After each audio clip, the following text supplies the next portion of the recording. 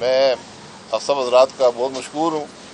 آج ایک مقامی دعوت ملپور اسلام آباد میں راجہ سلطان حیدر صاحب کے گھر پر، جو ہمارے بھائی ہیں راجگان ملپور کے، انہوں نے رکھی تھی۔ یہ آپ کی مہربانی ہے کہ آپ تشریف لائے ہیں۔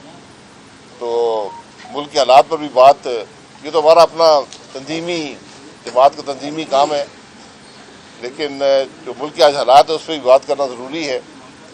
جو واقعات بلوچستان میں ہوئے ہیں یہ ہم سب کے لیے بہت تشویش کا باعث بھی ہیں، دکھ کا باعث بھی ہیں، کیونکہ یہ نہ صرف دہشت گردی ہے بلکہ ملک کے اندر ایک بڑا نفاق ڈالنے کی کوشش ہے۔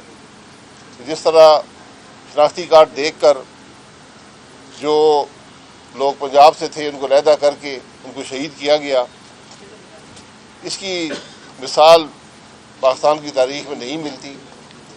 اور یہ اس کے علاوہ بھی جو حملے ہوئے ہیں، جو دیگر کارروائیاں ہوئی ہیں، یہ بہت تشویشناک بات ہے کہ آج کھلم کھلا بلوچستان میں دہشت گردی کا اعلان ایک تنظیم کر رہی ہے۔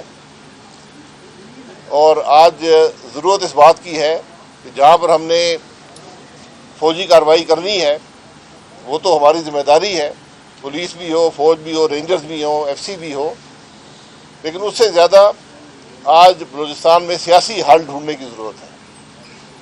اور یہ وہ اثرات ہیں جب ملک کے اندر سیاسی انتشار ہو، سیاسی عدم استحکام ہو، جب سیاست نفرت میں بدل جائے، دشمنی میں بدل جائے، تو پھر یہ واقعات رونما ہوتے ہیں۔ آج ضرورت اتفاق کی ہے اور اتحاد کی ہے کہ ملک کے اندر سیاسی جماعتیں نہ صرف جو کچھ بلوچستان میں ہوا ہے بلکہ جو آج پاکستان کے اندر جو حالات ہیں اس کے اندر ضرورت اس بات کی ہے کہ آج سیاسی جماعتیں ایک ٹیبل پر بیٹھیں اور ملک کے مسائل کا حل ڈھونڈیں۔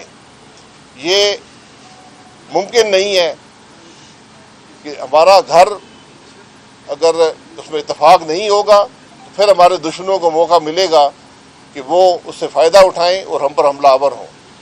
اس سے عوام کے اندر بھی تشویش پھیلتی ہے، ملک بھی کمزور ہوتا ہے۔ تو آج سب سے بڑی ضرورت ملک کے اندر یہ جو ہمارے اپنے معاملات ہیں، یہ جو کرسیوں کی دوڑ ہے، جو الیکشنوں کے اندر جو نفاق پیدا ہوا ہے، جو مینڈیٹ آج مشکوک ہے، ان سب چیزوں کو آپ نے دور کرنا ہے۔ آج ملک ان چیزوں کو متحمل نہیں ہو سکتا۔ اگر ہم ملک میں بات کرتے ہیں معیشت کی، آج ہر شخص جو ہے وہ جو ملک کے اندر معاشی مسائل ہیں ان سے دوچار ہیں۔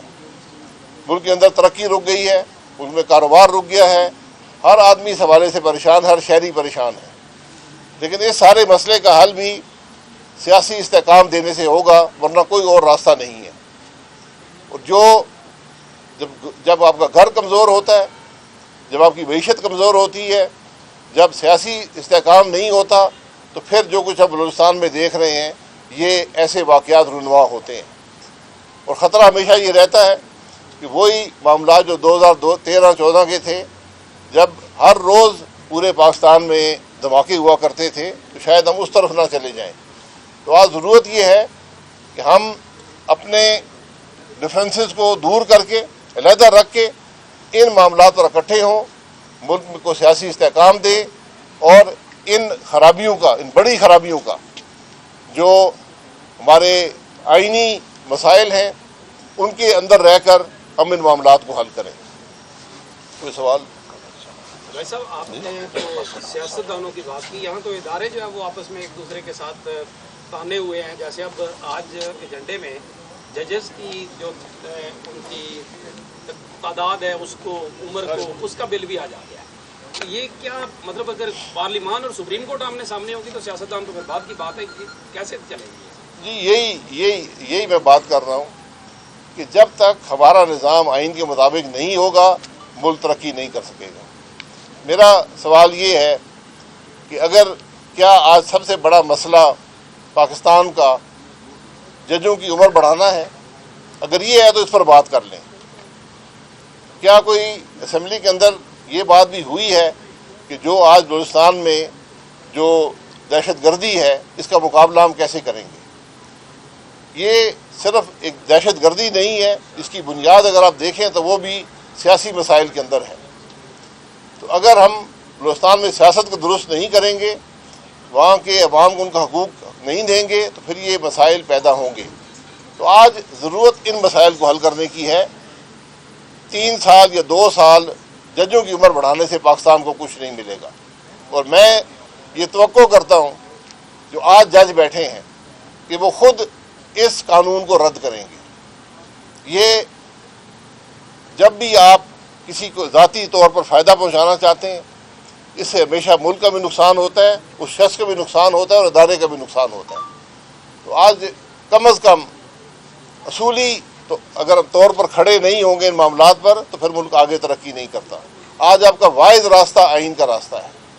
آئین میں اگر رد و بدل کی ضرورت ہے تو وہ ضرور ایک کنسنسس سے، ایک اتفاق سے وہ رد و بدل ہو، لیکن یہ وہ رد و بدل ججوں کی عمر بڑھانے کا رد و بدل نہیں ہونا چاہیے. سر، آپریشن عزم استحکام کے حوالے سے کابینہ نے آج 20 ارب روپے کی منظوری دی ہے، تو اس آپریشن کو آپ لوگ سپورٹ کرتے ہیں؟ اور سیکورٹی کے حوالے سے کیا آپ واقعی سمجھتے ہیں کہ ایک APC کال کرنے کی ضرورت ہے؟